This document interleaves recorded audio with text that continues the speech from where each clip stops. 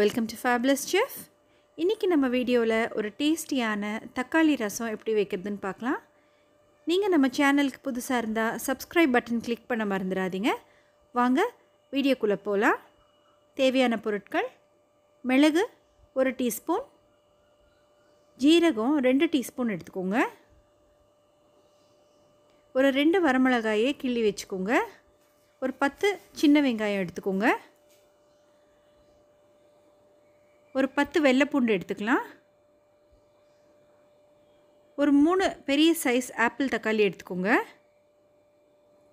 நீங்கள் நாட்டு தக்காளி வேணாலும் யூஸ் பண்ணிக்கலாம். கொஞ்சம் கருவேப்பிலை, அது கூடவே கொஞ்சம் புளி, ஒரு எலுமிச்சம்பழம் அளவுக்கு புளி எடுத்து கரைச்சி வச்சுக்கோங்க. இப்போது இந்த மாதிரி ஒரு பாத்திரத்தில் தண்ணி எடுத்துக்கோங்க. எந்த பாத்திரத்தில் ரசம் வைக்கிறீங்களோ அந்த பாத்திரத்தில் தண்ணி எடுத்துக்கிட்டு அதில் 3 தக்காளியை நல்லா கரைச்சி விட்டுக்கோங்க. பாருங்கள், இந்த மாதிரி பிசைஞ்சு ரெடி பண்ணதுக்கப்புறமா நம்ம புளியை கரைச்சி எடுத்து வச்சுக்கலாம். அந்த புளி தண்ணியும் சேர்த்துக்கலாம்.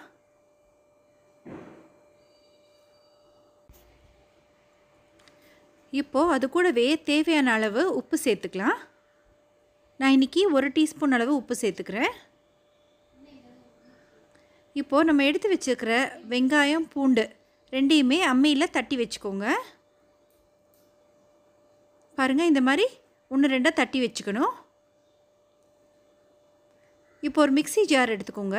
அதில் 1 டீஸ்பூன் அளவுக்கு மிளகும் 2 டீஸ்பூன் அளவுக்கு ஜீரகத்தை சேர்த்து பவுடராக அரைச்சிக்கோங்க. தண்ணி சேர்க்காமல் கொரகொரப்பாக அரைச்சி வச்சுக்கோங்க. பாருங்கள், இந்த மாதிரி ரெடி பண்ணி வச்சுக்கலாம். இந்த பவுடரை நம்ம கரைச்சி வச்சுருக்கிற அந்த தக்காளி தண்ணியில் சேர்த்துக்கலாம். இப்போ நம்ம ரசத்துக்கு தாளிக்கிற சாமான்லாம் பார்த்துக்கலாம். நம்ம தக்காளி தண்ணி ரெடி ஆயிடுச்சு. வெங்காயம் பூண்டு தட்டி வச்சுருக்கோம். கொஞ்சம் கருவேப்பிலை எடுத்துக்கலாம். அது கூடவே 1 டீஸ்பூன் கடுகு, 1 டீஸ்பூன் உளுந்து, கொஞ்சம் வரமிளகாய் எடுத்து வச்சுக்கலாம். இப்போ ஒரு வடைசட்டி எடுத்துக்கோங்க. வடைசட்டி நல்லா சூடானதும் ஒரு 2 டீஸ்பூன் அளவுக்கு எண்ணெய் சேர்த்துக்கோங்க. எண்ணெய் நல்லா சூடாகட்டும். சூடானதும் 1 டீஸ்பூன் அளவு கடுகு சேர்த்துக்கலாம். அது கூடவே 1 டீஸ்பூன் அளவு உடைச்ச உளுந்து சேர்த்துக்கோங்க. இப்போது ஒரு 2 வரமிளகாயை கிள்ளி அதையும் சேர்த்துக்கோங்க. உடைச்சி உளுந்து நல்லா பொன்னிறமாக வர வரைக்கும் நல்லா வணக்கி விட்டுக்கோங்க.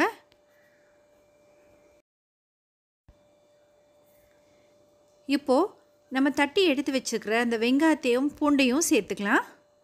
இன்றைக்கி நான் 10 சின்ன வெங்காயமும் 10 வெள்ளை பூண்டும் சேர்த்துருக்கேன். அது கூடவே கொஞ்சம் கருவேப்பிலையும் சேர்த்துக்கலாம். எல்லாத்தையுமே நல்லா வணக்கி விட்டுக்கோங்க.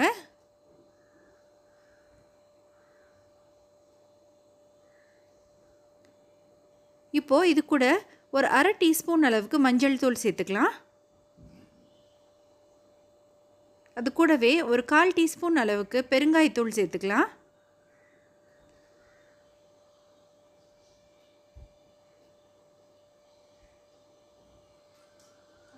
இந்த பெருங்காயத்தூள் உடம்புக்கு ரொம்பவே நல்லது.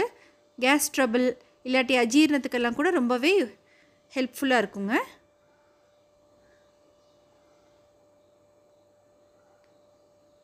வெங்காயம் பூண்டெல்லாம் நல்லா வணங்கினதும் நம்ம கரைச்சி எடுத்து வச்சுருக்கிற அந்த தக்காளி தண்ணியை சேர்த்துக்கலாம்.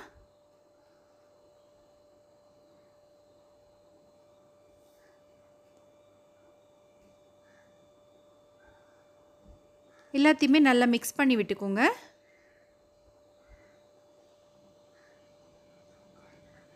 இது கூட நம்ம 1 டீஸ்பூன் அளவுக்கு கரும்பு சர்க்கரை இல்லாட்டி வெல்லம் கூட தூள் பண்ணி 1 டீஸ்பூன் அளவுக்கு சேர்த்துக்கலாம். இது ஒரு நல்ல ஃப்ளேவர் தரும். கூடவே ஒரு கை நிறைய கொத்தமல்லி தலையை பொடியை கட் பண்ணி சேர்த்துக்கோங்க.